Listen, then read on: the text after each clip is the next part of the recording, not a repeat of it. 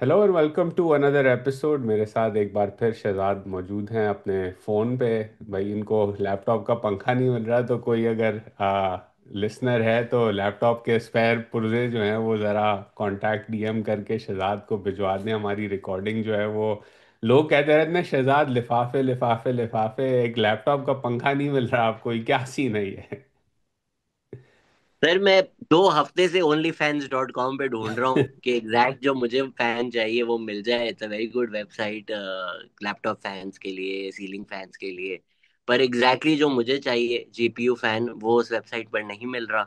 तो अब मैंने एक दोस्त से रिक्वेस्ट की है, वो आ रहे हैं तो वो ला रहे हैं। होपफुली नेक्स्ट वीक आप मुझे हॉरिजॉन्टल में देखेंगे। अच्छा चले, दैट्स गुड न्यूज़। लेकिन जिस वेबसाइट की आप जो है वो यूआरएल शेयर कर रहे हैं, ऑब्सनिटी का कानून आ रहा है पाकिस्तान में, आपकी पीपल्स पार्टी लगा रही है। ख्याल रखें ऐसी चीज़ें शेयर करने से पहले कि आपके ऊपर कानून का कोई नया दफा ना लग जाए। देखिए, मेरे तो असली लिफाफे वहीं से आते हैं, तो मेरा तो आई थिंक कारोबार बंद होने वाला है। सिंस आपने मेंशन कर ही दिया है पीपीपी के, एक लॉ मेकर है, एक ऑब्ससेनिटी का कानून आ रहा है। जिस तरह हमेशा इस तरह के कानून आते हैं वो इसलिए लाए जाते हैं कि पाकिस्तान में सेंसरशिप बढ़े, पाकिस्तान में डिसेंट को साइलेंस किया जाए। ऑब्ससेनिटी क्या होगी, ये एक पैनल तो उन्होंने बनाया है जो डिसाइड करेगा, लेकिन किस तरह डिसाइड करेगा हमें भी पता है। और एक तो इंडिविजुअल क्रिएटर्स हैं जिन पे पहली दफा फाइन है, फिर दूसरी दफा जेल है। पर उससे ज्यादा जो डिजिटल मीडिया प्लेटफॉर्म्स हैं, जो आजकल हर जगह स्प्राउट अप हो गए हैं, जो ना पसंदीदा लोग हैं मेरे जैसे, उनको रोकने के लिए कि यार डिजिटल मीडिया प्लेटफॉर्म्स इनके करीब भी ना जाएं, उन पर जो फाइन लगे हैं वो बहुत ज्यादा हैं। आई बिलीव पहली इंफ्रैक्शन पर 50 मिलियन का फाइन है। 50 मिलियन का फाइन है। उसके साथ साथ मैं पढ़ रहा था ट्रिब्यून की स्टोरी, उस पर लिखा है कि propose bill defines digital media and prohibited content. वो डेफिनेशन है, और फिर बताया कि इसके अंदर प्रोहिबिटेड कंटेंट की जो डेफिनेशन है उसमें एक्स्ट्रा मैरिटल रिलेशंस भी जो हैं, और सेमी न्यूड अटायर जो है वो भी, और ड्रग यूज भी, और वायलेशंस ऑफ पब्लिक मोरालिटी या hurting religious sentiments, मॉकिंग family system, यानी कि आपके जैसे मस्खरे अगर मजाकिया में भी फैमिली सिस्टम का कोई मजाक उड़ा दें तो उस पे भी आपके ऊपर जो है वो कानून ये लागू होगा। ये पीपीपी की जो है लॉ मेकर हैं, सही डॉक्टर सैयदा शाहिदा रहमानी, एमएनए हैं। कहाँ से हैं ये मुझे नहीं पता, उनकी कंस्टिट्यूंसी क्या है, लेकिन उन्होंने जो है वो कानून आगे करने की कोशिश की है। उम्मीद है पास नहीं होगा, और क्या बोल सकते हैं। ड्रकोनियन मेजर्स इस तरह के लिए जाते हैं फ्रीडम ऑफ स्पीच को कर्व करने के लिए। मतलब ये कितनी वेग बात है, मॉकिंग फैमिली सिस्टम, क्या मतलब है इसका भाई। एग्जैक्टली तो अब वो जो बोर्ड बैठेगा और ट्रिब्यूनल बैठेगा वो डिसाइड करेंगे। अच्छा, उस बोर्ड में कौन होंगे ये भी हम लोगों को बता देते हैं। 8 लोगों का बोर्ड होगा। दो रिलीजियस स्कॉलर जिनमें से एक खातून और एक मर्द होंगे, टू साइकोलॉजिस्ट्स, एक फीमेल सिविल सोसाइटी मेंबर, एक मीडिया लीगल एक्सपर्ट, एक media professional responsible for seizing prohibited content. ये मुझे समझ नहीं आया, मीडिया प्रोफेशनल सीज कैसे करेंगे? और फिर एक फेडरल गवर्नमेंट के रिप्रेजेंटेटिव जो कि चेयरपर्सन होंगे। और फिर ट्राइब्यूनल होगा, ट्राइब्यूनल में 3 लोग होंगे। A one person qualified to be a high court जज, a media professional and an IT expert who will hear and decide cases related to digital media. अब आईटी एक्सपर्ट केस कैसे सुनेगा, ये भी एक सवाल आता है। बट एनीवेज, जिस तरह का ये कानून है मुझे नहीं लगता पास होगा असेंबली से, लेकिन stranger things have happened before, तो never say never. Main news की तरफ चलते हैं। ये तो एक थोड़ा हो गया था, साइड ट्रैक हो गया था। नेशनल ट्रेजिडी, लेटेस्ट फिगर्स जो आ रहे हैं स्पेशली बुनेर से, 300 क्रॉस हो चुके हैं। पूरे खैबर पख्तूनख्वा में 300 क्रॉस हो चुके हैं। 307 I believe is the latest figure, and that's the known people of, that's the number that is known to us. Missing कितने हैं, अल्लाह जाने। Just calamity, natural disaster. और थोड़ा और शॉकिंग इसलिए है कि कुछ 2 हफ्ते पहले ही जो खबर आई थी about the family that was stranded, that was national news. उसके बाद से तो एक्स्ट्रा विजिलेंट हो जाना चाहिए कि यार कोई भी डिजास्टर अगर आ रहा है तो भाई खुदा का खौफ करो। पहले से एवैक्यूएट करो, पहले से मेजर्स लो। उस पर इतनी नेशनल टेंशन थी, बट जो फिर आप वीडियोस देखते हैं जिस तरह लोग एक दूसरे की मदद कर रहे हैं, रेस्क्यू कर रहे हैं, एक तरफ हम दुनिया भर में सेलिब्रेट मार का हक कर रहे होते हैं, अपनी टेक्नोलॉजी दिखा रहे होते हैं, दूसरी तरफ उसी मुल्क में आ रहा होता है कि यार वो ट्यूब जो होती है, जो लोग अपने पर्सनल स्विमिंग पूल्स में यूज कर रहे होते हैं, वो फेंक फेंक कर लोग जंप कर रहे हैं, उनको मदद करने की कोशिश कर रहे हैं। जस्ट फील्स लाइक यार, what have we left the people to, what have we left the people to. No, it's horrific. और अभी मैं डॉन की वेबसाइट पर हूँ तो इट्स ओवर 340, 340 से ज़्यादा अभी कंफर्म है, मिसिंग हैं लोग बहुत सारे, तो this will definitely go up. अच्छा, इसके अंदर मैंने एक हेलीकॉप्टर, रेस्क्यू हेलीकॉप्टर भी क्रैश हुआ, उसकी खबर भी कल पड़ी थी। So again this is climate change in action. लेकिन हमने इसके 2 हफ्ते पहले भी शायद इस पर बात की थी शहजाद। एक मैं वीडियो देख रहा था, फ्लैश फ्लड आता हुआ नज़र आ रहा है, मोबाइल फ़ोन की वीडियो है इंस्टाग्राम पर। और आपको नज़र आ रहा है कि फ्लैश फ्लड आते आते कोई 30 सेकंड गुजरे हैं, दूर से वो वीडियो रिकॉर्ड कर रहा था शख्स, और वो goes under the bridge and you see the devastation, it then wreaks down the valley. लेकिन जो मुझे इंटरेस्टिंग चीज़ जो मैंने नोट की उस वीडियो के अंदर वो ये कि वो पूरा का पूरा फ्लैश फ्लड आ रहा है, लेकिन कोई अलार्म सिस्टम नहीं है, कोई सायरन्स बजने की आपको पीछे आवाज़ नहीं आ रही, etcetera. And in these instances this is what the investment should be in disaster management का जो सिस्टम होता है, अलर्ट्स जारी होते हैं फ्लैश फ्लड्स के, सायरन्स बजते हैं, लोगों को ट्रेन किया जाता है ऑफ सीज़न के अंदर, जो मकामी लोग होते हैं बिलखसूस। लेकिन उससे ज़्यादा इम्पोर्टेंट, क्योंकि ये इस सीज़न में टूरिस्ट भी बहुत आए हुए होते हैं जिनको इन चीज़ों का नहीं पता होता, तो आप होटल्स, हॉस्टल्स, टूर गाइड्स के साथ भी उनको ट्रेन करते हैं। वो कुछ नहीं, मुझे एटलीस्ट उस वीडियो से क्लियर लग रहा था कि कोई ऐसा काम नहीं किया गया। तो again this is going to be the norm, not the exception. हमने महीने पहले उत्तराखंड, भारत में इस तरह के फ्लैश फ्लड्स देखे, इस तरह के फ्लड्स हमने चीन में देखे मानसून सीजन में, दुनिया भर में, अमेरिका में इस साल बहुत हुए हैं, इवन डीसी के अंदर फ्लैश फ्लडिंग हुई है पूरे समर के अंदर। These were devastating things. And again अगर ये नया नॉर्मल है तो आपने पूरा का पूरा जो डिज़ास्टर मैनेजमेंट का सिस्टम है उसे ओवरहॉल करके इम्प्लीमेंट एक नया सिस्टम करना होगा, अर्ली वार्निंग सिस्टम। क्योंकि अगर आप अर्ली वार्न नहीं करेंगे तो ये जो डेथ्स हुई हैं in many cases are preventable, अगर आपका अर्ली वार्निंग सिस्टम जो है वो अच्छा हो। तो again tragedy, these numbers will go up. And very unfortunate के 2018 के जो सैलाब थे, जो डैमेजेस हुए थे पाकिस्तान में, 2022 के सैलाब हर 3-4 साल बाद आते हैं, लेकिन हमें ऑन ग्राउंड जो है वो नज़र नहीं आता काम जो कि होना चाहिए डिज़ास्टर मैनेजमेंट का। उधर तो तल्ख बात होगी, बट सच यही है ना कि outside of the urban cities, जो तीन हमारे बड़े शहर हैं, कोई ह्यूमन लाइफ की वैल्यू तो नहीं है। इतना बड़ा नेशनल डिजास्टर जो हुआ था, उस फैमिली के साथ जो रेस्क्यू नहीं हो सकी थी, जिसमें नेशनल अटेंशन थी, वो 2 दिन बाद न्यूज खत्म हो गई थी। किसी न्यूज चैनल ने जाके फॉलो अप किया, अच्छा यार आपने क्या इम्प्लीमेंट किया है, आपने क्या अर्ली वार्निंग सिस्टम्स लगाए हैं। एंड एब्सोल्युटली इन सब चीज़ों पे फोकस होना चाहिए, बट समहाउ ऑनलाइन डिस्कोर्स की भी अगर मैं बात करूं, तो वो कराची में फ्लड्स आए, वो नॉर्थ में आए, वो पंजाब में आए, I think lot of the discussion is floods आने के बाद क्या करना है। अनफॉर्चुनेटली क्लाइमेट चेंज के जो इफेक्ट्स हो गए हैं, फ्लड आने के बाद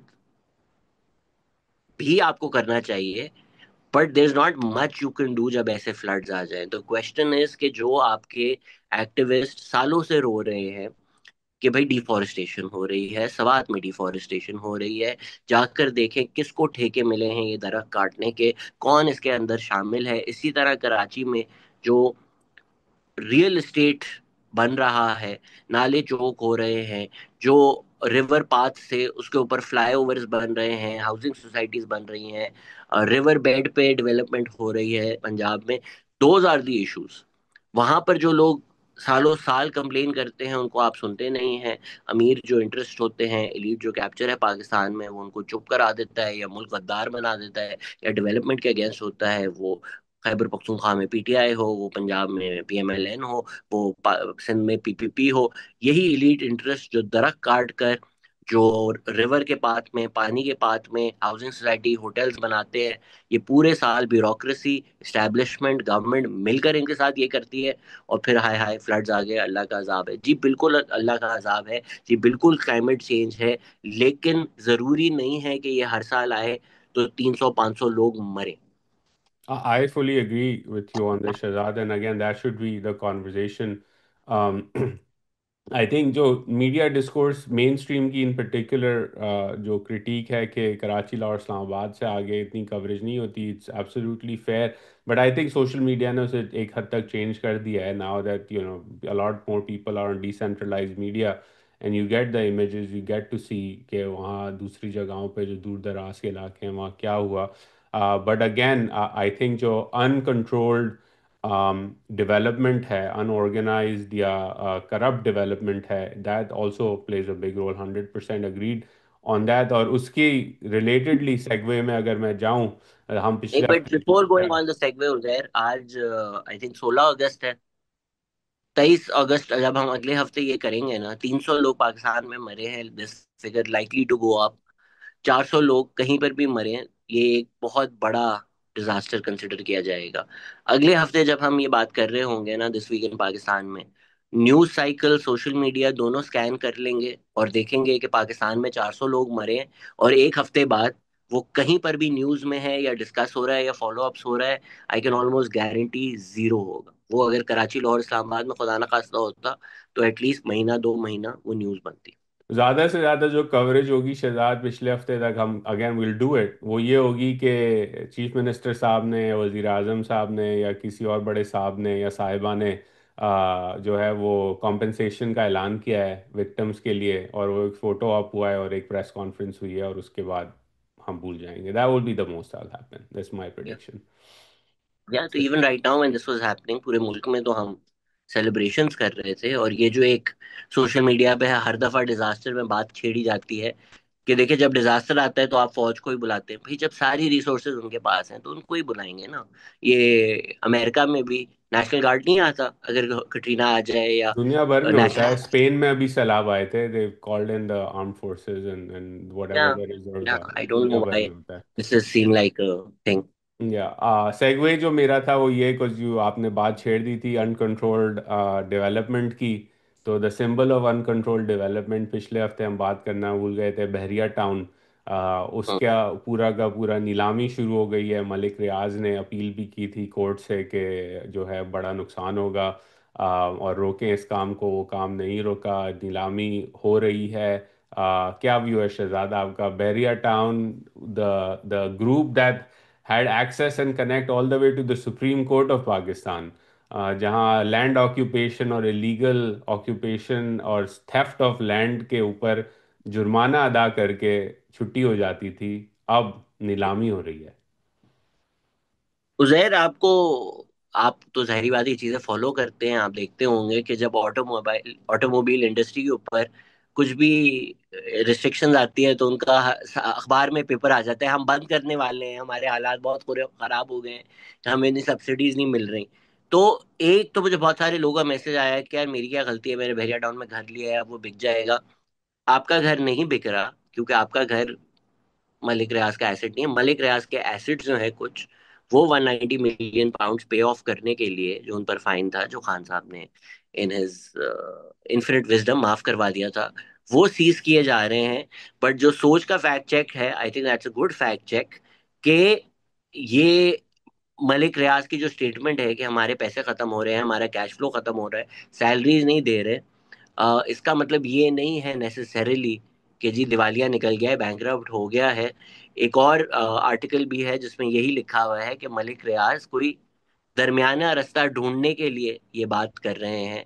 तो मैं भी इस स्टेटमेंट को जो मलिक रियाज की है वो इसी तरह देखता हूँ कि ये एक sort of social media pressure डालने के लिए कि भाई हमारा भी कुछ सोचो, हमारी तरफ भी कुछ देखो, कोई रास्ता निकालो।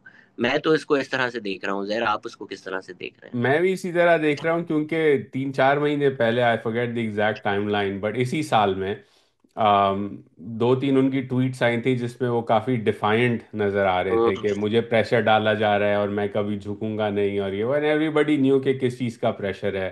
और क्यों प्रेशर डाला जा रहा है। वो पूरा का पूरा केस जो खान साहब के साथ जुड़ता है, 190 मिलियन पाउंड्स का सीक्रेट अग्रीमेंट्स का तोहफा जो दिया गया अलकादिर यूनिवर्सिटी का, एसेट्रा एसेट्रा। तो उन्होंने डिफाइंड टोन ली। जब डिफाइंड टोन आपने ली एक ऐसी स्टेट या एक ऐसी हुकूमत और रेजीम के साथ जो कि हार्ड स्टेट बनना चाहती है, तो हार्ड स्टेट ने अब आपको जो है वो दरमियाना रास्ता ढूंढने के लिए जो है रजामंद कर लिया है। अब मसला सारा ये है कि आप लेवरेज खो चुके हैं।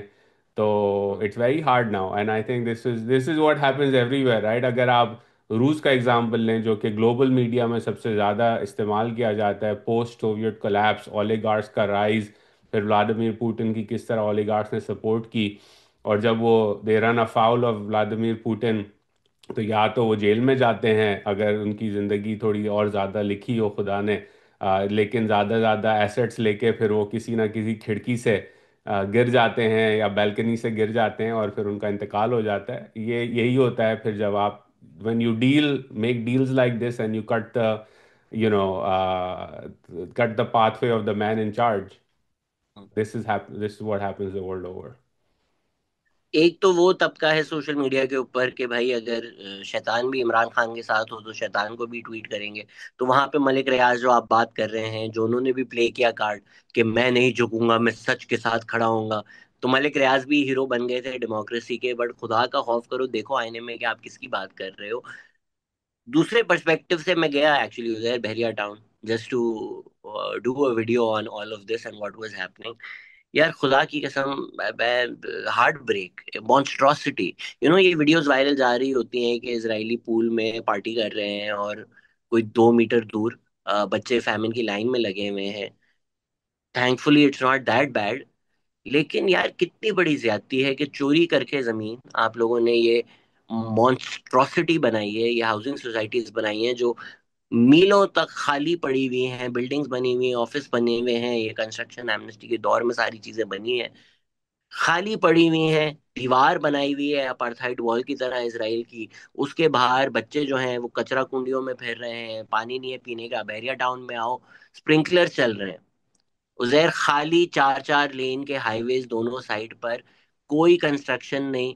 मतलब 1 माइल 1 मील में कोई 4 घर होंगे, स्प्रिंकलर चल रहे हैं, पानी दिया जा रहा है।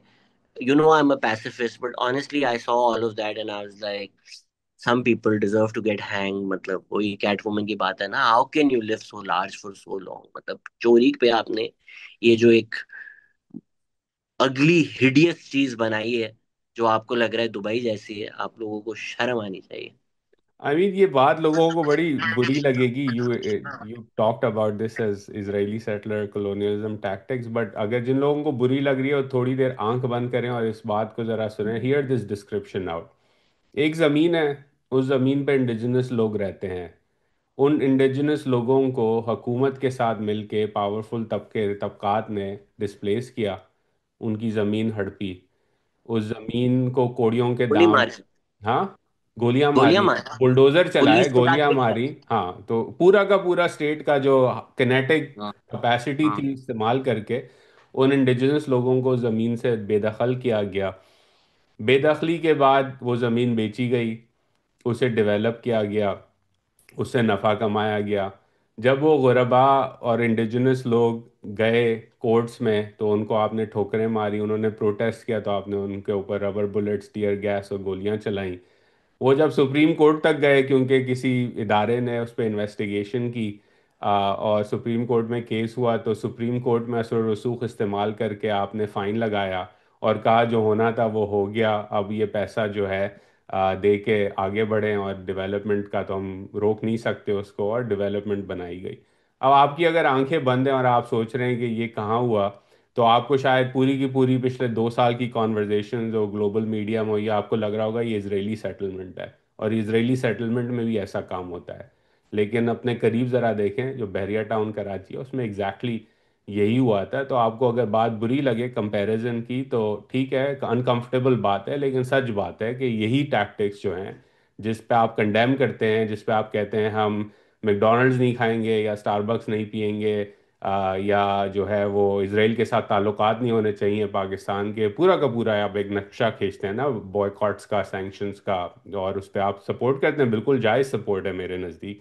लेकिन घर के करीब आप उसी चीज़ में इन्वेस्ट करते हैं और उसी चीज़ में आपने प्लॉट्स खरीदे, तो ज़रा अपने गिरेबान के अंदर झांकें। और ठीक है, आपको शायद नहीं मालूम हो उस वक्त कि ये सब हो रहा था वहाँ पे, लेकिन now the facts are out there and you can Google and check it out for yourself. इसमें थोड़ा सेल्फ कॉन्ग्रेचुलेशन अगर मैं कर सकूं। आई नो आपने तो मजाक में बोला था, बट जो लोग ये बोलते हैं ना पीपीपी अपोलोजिस्ट या लिफाफे, जब मलिक रियाज का नाम लेना हराम था, जब एक स्टेज भी बहरिया टाउन का गिर जाए तो टीवी के ऊपर आता था निजी हाउसिंग सोसाइटी में कुछ हो गया, वो न्यूज भी गायब हो जाती थी, तब हमने ये शो किया था बहरिया टाउन के ऊपर हफीज बलोच के साथ, जिसमें पीपीपी को हमने कॉल आउट किया था कि रोटी कपड़ा मकान बोलने वाली पार्टी गरीबों के मकान चुरा कर आप लोगों ने, सिंध पुलिस ने बहरिया टाउन बनाया है, मलिक रियाज का साथ दिया है। अ, उसके बाद हमारे जो डेमोक्रेसी के हीरो हैं, वो बोला जी मलिक रियाज जो है वो काम जल्दी कर देता है ना, तो यार नेतन्याहू बहुत से भी जल्दी सेटलर कॉलोनी बना देता है, उससे अल कादर यूनिवर्सिटी बनवा लेते आप लोग। तो ये जो बात है ना, जो मैं 5 सालों से रो रहा हूँ कि सब मिले हुए end of the day when it comes to profits. RUDA की भी अगर हम बात करें, वो पीटीआई का पेट प्रोजेक्ट था, पीएमएलएन ने बंद कर दिया, नहीं पीएमएलएन चला रही है। वो तब भी गलत था जब खान साहब कर रहे थे, वो आज भी गलत है। बहरिया टाउन मलिक रियाज जो है वो पीपीपी के साथ मिलकर करें, वो फौज के साथ मिलकर करें, वो इमरान खान के साथ मिलकर करें, ये गलत है। And shame on everybody who sort of invested in Bahria town. Shame on all the influencers who went and saluted, kissed the ring. आकर बात करते हैं कराची के राइट्स, कराची को देखे बर्बाद कर रहे हैं। क्यों बहरिया टाउन में जाके मलिक रियाज को सलूट कर रहे होते थे? क्यों बहरिया टाउन से 10-10 लाख रुपए लेके पॉडकास्ट कर रहे होते थे? बगैर तो। नहीं, बिल्कुल ठीक। और अगेन डॉक्टर अली हसनैन यही बात करते हैं ना कि अगर आपने माशरे को, पाकिस्तान को आगे बढ़ाना है तो you need security of life, property and contracts. Pakistan का पूरा रियल एस्टेट जो सेक्टर है वो इस बात का प्रूफ है कि ना इस मुल्क में सिक्योरिटी ऑफ लाइफ है, ना सिक्योरिटी ऑफ प्रॉपर्टी है, ना सिक्योरिटी ऑफ कॉन्ट्रैक्ट्स है। तो अगर आपने इस चीज़ को नोटिस करना है तो सिर्फ पूरा का पूरा real estate sector, real estate housing schemes उठा के देख लें, प्राइवेट हों, आर्मी की हों, किसी और की हों, आपको यही गंद जो है हर जगह नजर आएगा। रियल एस्टेट वालों ने तो पाकिस्तान में पॉडकास्ट भी लॉन्च कर दिया, जो हर पॉडकास्ट में मुझे गालियां देते हैं। तो रियल एस्टेट तो पाकिस्तान की बर्बादी का नंबर 1 एरिया वही है। आतिफ मियां के साथ मेरी पॉडकास्ट देख लें उस पर। 100%। अच्छा जी, आगे बढ़ते हैं। 14 अगस्त, 15 अगस्त दोनों ममालिक ने आज़ादी बनाई, भारत और पाकिस्तान ने। जंग के बाद ऑपरेशन सिंदूर और ऑपरेशन बुनियान और मरसूस के बाद पहला आज़ादी का की इंडिपेंडेंस डे था दोनों ममालिक में। इंटरेस्टिंग स्पीचेस हुई शहजाद, मैंने नोट की दोनों तरफ की। ऑफ कोर्स दिल्ली के अंदर जो फोकस था, एटलीस्ट डीसी में हम जो लोग बैठे हुए हैं, वो था कि अमेरिका के साथ जो ताल्लुकात एक तरह से एक खराब हो गए हैं, उनके बारे में क्या सिग्नल्स आएंगे दिल्ली से। एक सिग्नल ये था कि एक बार फिर नरेंद्र मोदी ने स्वदेशी चीज़ों के बारे में, सेल्फ रिलायंस के बारे में बात की, कहा कि हमें जेट इंजन भी खुद बनाना पड़ेंगे।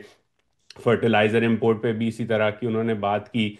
और फिर कहा कि मैं जो हूँ वो भारत के किसान के साथ खड़ा हूँ, which was the clearest signal कि जो Donald Trump agriculture trade deal में एग्रीकल्चर के टॉपिक के ऊपर कंसेशंस चाहते हैं, वो उन्होंने एक बार फिर कहा कि नहीं देंगे।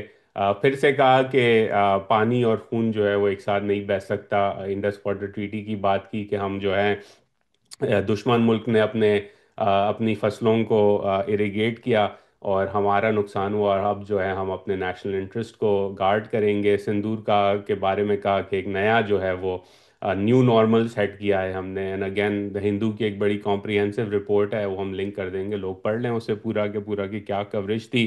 पाकिस्तान के अंदर भी इसी तरह की मेडल्स दिए गए, स्पीचेस हुई। शहबाज शरीफ साहब ने बात की इसके ऊपर कि हमने जो है वो मुंह तोड़ जवाब दिया भारत को, और पाकिस्तानी फ़ौज ने जो है वो दिफा किया। पाकिस्तान का एयरफोर्स ने पाकिस्तान के आसमानों का दिफा किया। जो मेन इंटरेस्टिंग बात उसके अंदर पाकिस्तान की तरफ से मुझे जो लगी, वो ये कि एक पूरी नई रॉकेट फोर्स बनने जा रही है पाकिस्तान के अंदर, उसकी अनाउंसमेंट हो गई।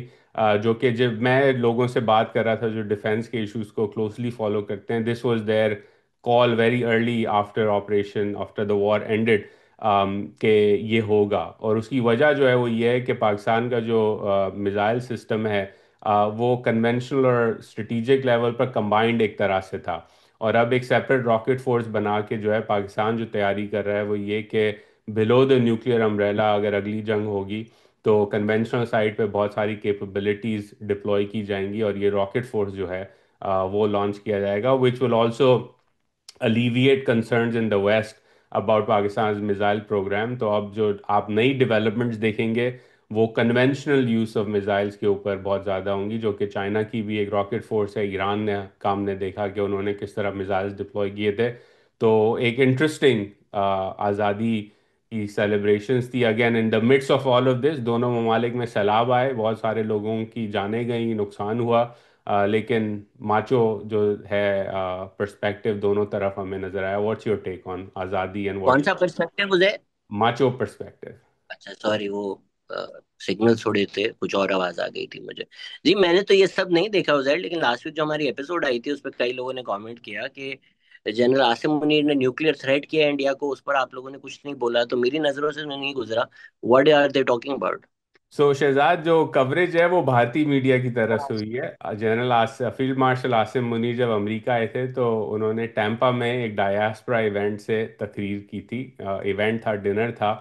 उस डिनर पे मोबाइल फोन्स अलाउड नहीं थे, उसकी कोई वीडियो मौजूद नहीं है। मैंने दो तीन लोगों से बात की है who know people in that room as well.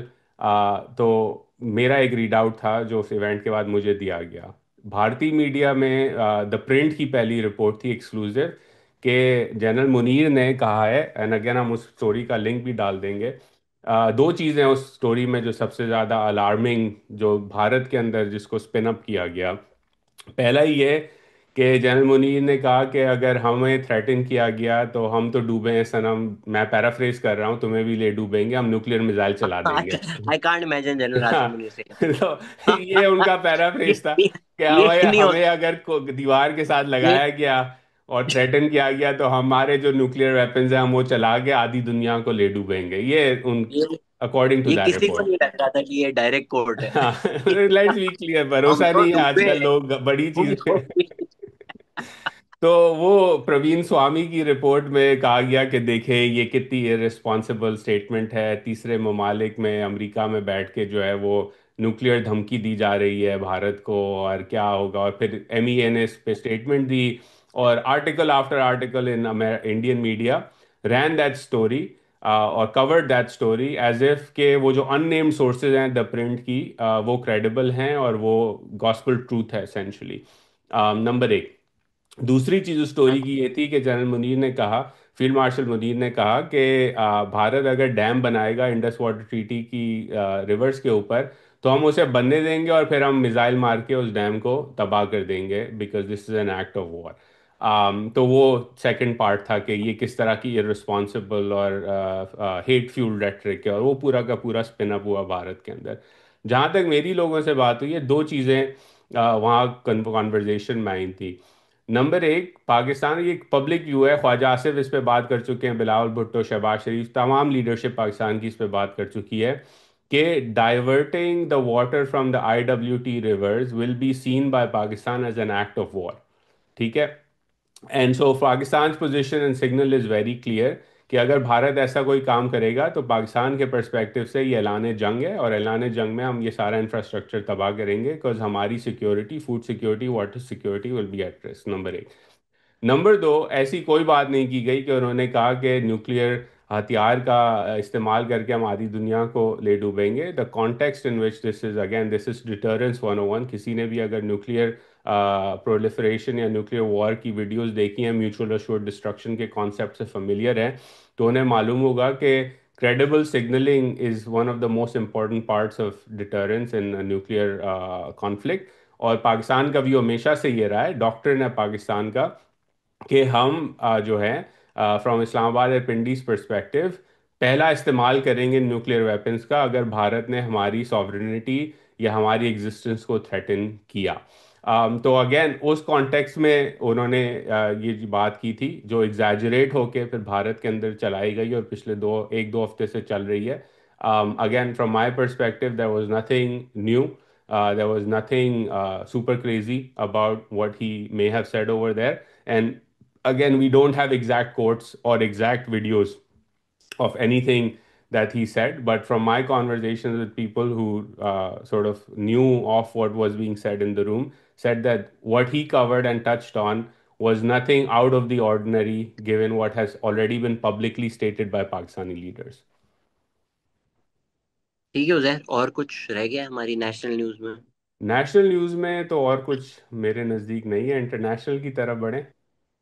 आज इंटरनेशनल में सबसे बड़ी खबर तो है कि ट्रम्प और पुतिन की अलास्का में कल मुलाकात हुई। बड़ा एक इंटरेस्टिंग विजुअल था कि जिस तरह जो है वो तालियां बजाते हुए इस्तकबाल किया व्लादिमीर पुतिन का डोनाल्ड ट्रम्प ने, हाथ मिलाया, मुस्कुराए, और जब वो चल रहे थे स्टेज की तरफ तो ऊपर B-2 बॉम्बर जो है वो फ्लाई करते हुए गया। तो डोनाल्ड ट्रम्प इशारा दे रहे थे व्लादिमीर को कि डील कर लो, वरना यही B-2 बॉम्बर जो हैं वो मुझे मोबिलाइज करना पड़ेंगे, डिप्लॉय करना पड़ेंगे। कुछ निकला नहीं एज सच। Right after the I think 2-3 घंटे की मुलाकात थी, कॉन्वर्जेशन थी। एज सच कुछ हुआ नहीं है। जेलेंस्की जो है वो पीर के दिन मंडे August 18 को DC में होंगे, ट्रम्प से मुलाकात करेंगे। यूरोपियंस की बात हुई है डोनाल्ड ट्रम्प से to align on what was discussed. जो इंटरेस्टिंग बात आई है फ्रॉम माय पर्सपेक्टिव उसका रीड आउट, कि यूरोपियन यूनियन की जो जॉइंट स्टेटमेंट है उसमें उन्होंने कहा है कि ये कंडीशन यूक्रेन पे नहीं डाली जा सकती कि वो कभी भी यूरोपियन यूनियन का हिस्सा नहीं बनेगा या नेटो का हिस्सा नहीं बनेगा। तो मुझे लगता है कि किसी हद तक पुतिन ने ये प्री कंडीशन डाली है कि अगर जंग ख़त्म होगी तो उसकी कंडीशन ये है कि Ukraine will never be a part of European union और नेटो। तो आई थिंक लेट्स सी कि कल पीर के दिन क्या गुफ्तगू होती है। तो that was the big story internationally of the week in my view. Another big story internationally was the murder of Anas al Sharif, एक पुलिट्जर प्राइज विनिंग जर्नलिस्ट है। अल जजीरा ने बोला है हमारी जो सारी टीम है गाजा के अंदर उसको मार दिया गया है। आप लोगों ने भी देखा होगा कवरेज थोड़ी स्लो डाउन हो चुकी है। तारीख में शायद कम वाकये मिलते हैं इतने हीरोइज्म के जो जर्नलिस्ट ने किया है पैलेस्टाइन में ओवर द पास्ट 2 इयर्स, के बॉम्ब गिर रहे हैं and they were on the front line. Anas al Sharif was in many ways the shape the face of that. और जो ब्रूटल तरीके से उनका मर्डर किया गया है, और फिर जो इंटरनेशनल मीडिया है, आई थिंक शर्म तो उनको आ नहीं रही पिछले 2 सालों में, लेकिन बगैरती की हदें वो लोग पार कर रहे हैं। नेशनल पोस्ट ने बोला कि ये देखें हमास का ऑपरेटिव था अनस अल शरीफ, उसको मार दिया। भाई इस तरह तो हामिद मीर ने जाके उसामा बिन लादेन का इंटरव्यू किया था तो अलकायदा का हेड हो गया। अमेरिका का एडवर्ड स्नोडेन तो विलन है ना उनके लिए तो वांटेड है, तो वो जो रोगन पॉडकास्ट पे आ चुका है। तो जो रोगन फिर एडवर्ड स्नोडेन स्नोडेन का ऑपरेटर हो गया। याया सिनवार के साथ इंटरव्यू किया है, उसका काम है, वो जर्नलिस्ट है।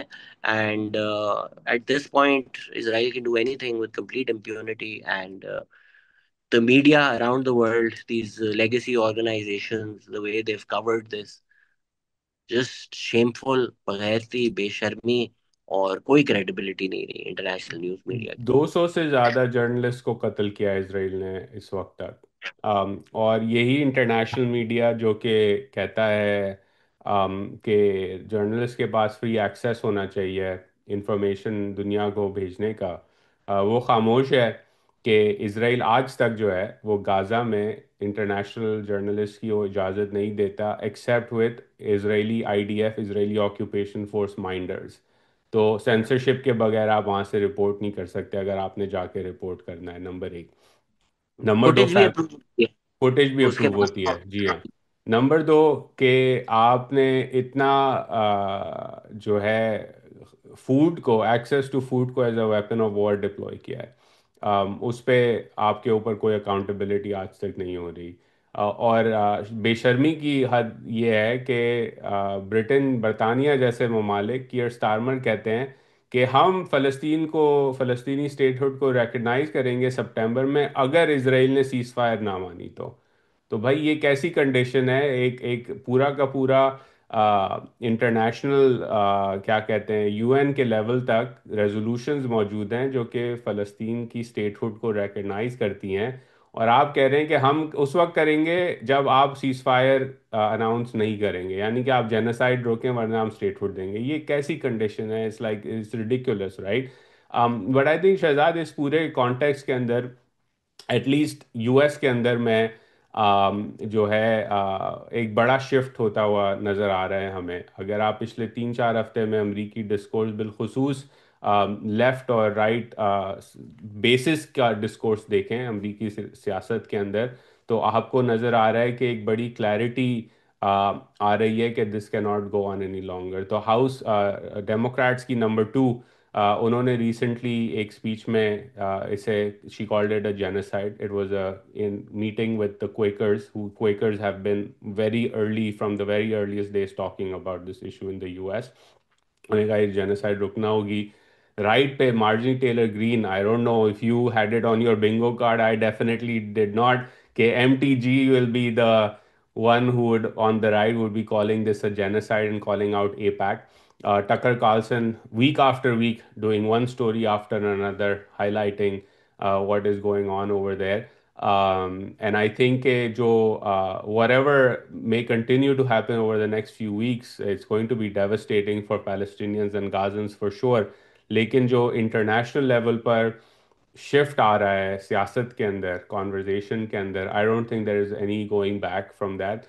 फाइनल पॉइंट इसके अंदर ये, मैं एक वीडियो देख रहा था, युval नोआ हरीरी की एक कॉन्वर्जेशन थी। उस पे I disagree a lot with him on a lot of things, but one interesting thing he framed this of as was के जो असल क्राइसिस है इस वक्त इसराइल ने जो क्रिएट किया है, वो जुडाइज़म का स्पिरिचुअल क्राइसिस है। क्योंकि एक ऐसा रिलीजन जिसने तमाम 2000 साल तक basically, the culture of the Judaic faith always has been about oppression and surviving oppression. और अब जो है the only Jewish state in the world is carrying out war crimes, crimes against humanity, ethnic cleansing and possibly genocide, जिसका case अब चलेगा, south Africa जा चुका है कोर्ट्स के अंदर। तो जो क्राइसिस है कि the only Jewish state in the world will now forever represent what it has done in the name of all Jews around the world will be a major crisis. This was, you all know, a really stake, and I think that is the more fundamental challenge that is now going to be before the international community. World international community. उधर रह गया कुछ wrap up करें। Wrap up में recommendations दो मेरी हैं। More important one is the second one. The one recommendation on this topic itself, Ezra Klein का की पॉडकास्ट थी इस हफ्ते की, when is it a genocide. It's a fascinating conversation about the emergence of the laws around crimes against humanity, war crimes, the conversation legally around genocide, the role of Nuremberg trials, etc. तो जो लोग interested हैं to learn more about the historical context of all of these terms and what they mean, और वो किस tradition से ये सारी चीज़ें बाहर आई थी, ज़रूर सुने उस पॉडकास्ट को। You will learn a lot definitely. And my more important recommendation, and congrats to you Shahzad for the short film जो आपने आज़ादी के दिन रिलीज़ की। ब्यूटिफुल ब्यूटिफुल शॉर्ट फिल्म, लोग देखें अगर आपने नहीं देखी तो। It it it doesn't say much verbally but it says a lot, and that was the beauty of it. जो एक उसके अंदर मेरा पॉइंट था जो मुझे मेरे दिमाग में आया, and I would love your thought on it, when you read at the end के only a Muslim can become a prime minister of Pakistan, तो मेरे दिमाग में था कि मुस्लिम पे भी एस्टरिस्क लगा देना चाहिए और एस्टरिस्क के नीचे लिखना चाहिए कि as defined by the state of Pakistan, क्योंकि पाकिस्तान की रियासत डिफाइन करती है, और आपका अपना जो है पर्सपेक्टिव कि आप कौन हैं does not matter in that context as well, which is an even bigger tragedy among tragedies in Pakistan. ये जब मैं डीसी आऊंगा ना तब यही बनाऊंगा उधर, डीसी में बैठकर ये बातें हो सकती है। आप ऑलरेडी जाकर कमेंट देखे फेसबुक पर उस तरह के किस तरह के आए हैं, बट ये बातें करना जरूरी है। आई थिंक हमें बाहर सारी डिस्क्रिमिनेशन नजर आती है, जोरान ममदानी हमारा हीरो है, सादिक खान हमारा हीरो है, बट यहाँ पर अगर सिंपल सी बात कर दी जाए तो हम परेशान हो जाते हैं। भाई अगर कायदे आजम को शरिया लॉ ही चाहिए था पाकिस्तान में, तो उन्होंने एक हिंदू को लॉ मिनिस्टर क्यों बनाया था? आई जी। Think that should answer. एक दो बस रैप अप न्यूज में, डीआई खान के पास तालिबान खुले फिरते हुए नजर आए हैं, तो टीटीपी प्रेजेंस अच्छी खासी बढ़ चुकी है। रिलेटेड टू इस्लामाबाद से। दैट वी फॉरगॉट, हमने लास्ट वीक इस पे बात की थी, बाजोड़ में ऑपरेशन शुरू हो चुका है। लोग नकल मकानी करें, डिस्प्लेस हो गए हैं, टेंट्स में आ चुके हैं। तो again as we had talked about it last week के, मामला ऑपरेशन की तरफ जा रहा है और ऑपरेशन हो रहा है। और नुकसान लोकल आवाम और लोकल शहरियों का हो रहा है। Yeah, tragic, and just some more tragic news coming from my city, close to where I am right now. DHA में एक खातून ने 4 और 8 साल के बच्चे का कत्ल करके अपने एक्स हस्बैंड को उसकी तस्वीरें भेजी। horrific, horrific, horrific, horrific. Last story जो, again to wrap this up, Faisalabad में 300 लोगों को बुक किया गया है, 25 को पकड़ा गया है। अहमदी प्लेस ऑफ वर्शिप पे अटैक किया उन्होंने, टेररिज्म, 2 एफआईआर्स दर्ज हैं, 47 सस्पेक्ट्स नेम किए गए हैं।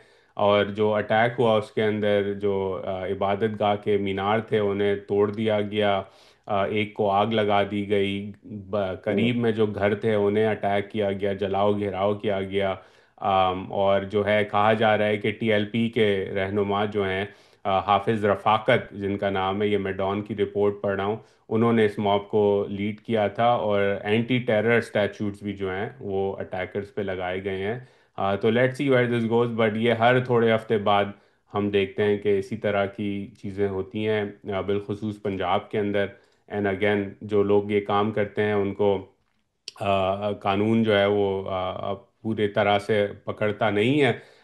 उससे रिलेटेड एक और जो इस्लामाबाद में आई थिंक हो रही है, I don't know if you followed this Shahzad, मैंने थोड़ी सी फॉलो की है, कि एक इलीगली कंस्ट्रक्टेड मस्जिद थी, उसे तोड़ा गया है, और उसके बाद वहाँ प्रोटेस्ट और काउंटर प्रोटेस्ट और पुलिस की नफरी और सब हो रही है। और जो है एक और जो है इशू बढ़ता हुआ हमें नज़र आ रहा है इस्लामाबाद के अंदर।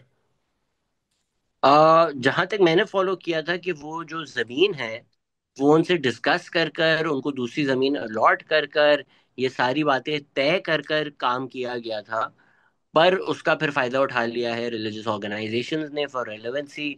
और ये चीज़ अब वायरल करना शुरू कर दी है कि हाय हाय इस्लामाबाद में देखें मस्जिदें मल्टीपल शहीद की जा रही हैं। और ये इस तरह से वही जो ब्लास्फेमी कैंपेन चलती हैं स्टेट के खिलाफ गवर्नमेंट के खिलाफ चलाई जा रही हैं। मोस्ट प्रोबेबली ये कैंपेन चलाकर जिस तरह मौलाना फजलुर रहमान ने भी इसकी बात की, they will try and leverage something from the government and try and get their pound of flesh। बहुत बड़े टाइम से मौलाना फजल रहमान का ख्वाब है कि मैं प्रेसिडेंट ऑफ पाकिस्तान बन जाऊं।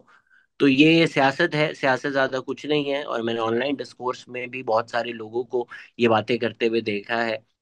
किसी के पॉलिटिकल एजेंडा को फॉरवर्ड करने के लिए आपके इमोशंस को इस्तेमाल किया जाता है और आप इमोशंस में आकर व्लॉग्स बनाना शुरू कर देते हैं। जरा अकल को हाथ लगाया करें। कंस्ट्रक्शन के लिए, हाईवेज के लिए, मस्जिदों को रीलोकेट करना ये दुनिया भर में होता है और इस्लाम में भी। This is not like against the law. 100%। और अगर अगेन कराची में हम बड़े हुए हैं, बहुत सारी मसाजिद ऐसी हैं कराची में जो कब्जे की ज़मीन पे बनाई गई हैं, मदरसे हैं जो कब्जे की ज़मीन पे बनाए गए हैं। तो अगेन आप अगर ये काम करते हैं और आपको लगता है कि ये अच्छा काम है, तो ये इसकी इजाज़त इस्लाम में नहीं है कि आप जो है वो कब्ज़ा करके इबादत गाह बनाएं, किसी भी दीन में इसकी इजाज़त नहीं है। तो अगेन उजैर बट यही देन तो it's use for strategy, power. Uzair genuinely Karachi में ये स्ट्रैटेजी है। अगर आपने कोई जमीन कब्जा की है ना, आप वहां मस्जिद बना देते हैं। पहली चीज जो बनती है बिफोर एनी अदर कंस्ट्रक्शन, ताकि फिर वो मसला फिर रिलीजियस आ जाए या कि आप कब्जा कैसे छुड़वाएंगे। आप बहरिया टाउन का हमने जिक्र किया था, इतनी बड़ी मस्जिद बनाई हुई है जस्ट टू शो के देखें हम लोग कितने पाए से हैं, क्या है हम लोग। मलिक रियाज को हम इस बात की शाबाशी देंगे, देखो यार कितना जन्नती आदमी, इतनी बड़ी मस्जिद बनाई है। तो प्लीज आपका मजहब जो आपके खिलाफ लोग इस्तेमाल करते हैं, आपकी आइडेंटिटी वेपनाइज करते हैं, खुदा के वास्ते उनके एजेंडा में मत आ जाए करें इतने आसानी से। और उसका सबसे पहला एग्जाम्पल, अगर हमने तो तमाम जो पाकिस्तान में अगर आप बड़े हुए हैं और आपने इस्लामियात की क्लास ली है, one of the main chapters जो कि बताया जाता है हिजरत के बाद जब रसूलुल्लाह सल्लल्लाहु अलैहि वसल्लम मदीना गए, तो उनका ऊँट जाके जहाँ बैठा, जहाँ मस्जिद नबी आज भी मौजूद है, वो उन्होंने ख़रीद के ज़मीन ख़रीदी थी पहले, और जायज़ प्राइस पे ख़रीदी थी, और उसके बाद मस्जिद नबवी की जो फाउंडेशंस है वो वहाँ रखी गई। तो अगेन आपका बड़ा एक क्लियर जो है वो ट्रेडिशन मौजूद है आप हमारे अपने दीन के अंदर कि किस तरह मस्जिद बनाई जाती है। लेकिन पाकिस्तान में ऑफ कोर्स पावर इन्फ्लुएंस के नाम पे कब्जा किया जाता है, और यूर राइट, मस्जिद बनाई जाती है और फिर उसे पोलिटिसाइज किया जाता है। तो again this is not Islamic by any stretch of the imagination. Thank you Jair, thank you so thank you. Much and thank you for listening.